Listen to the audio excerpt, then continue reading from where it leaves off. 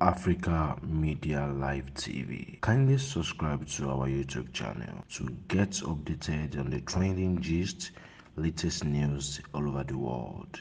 Like our page, subscribe, and share with friends. Thank you.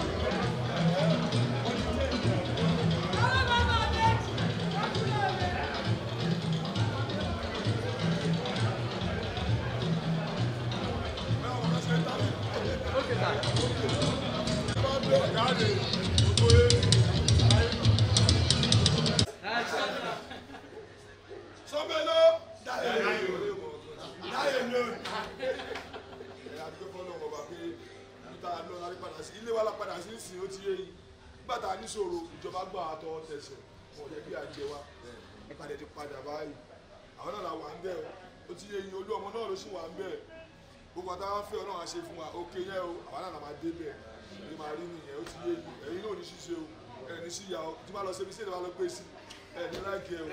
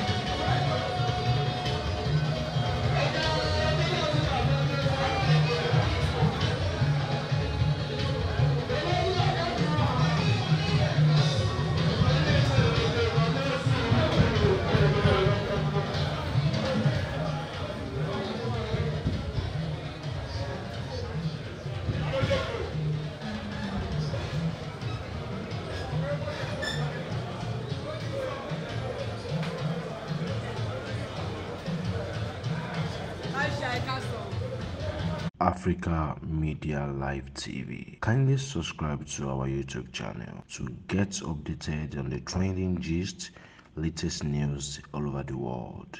Like our page, subscribe, and share with friends. Thank you.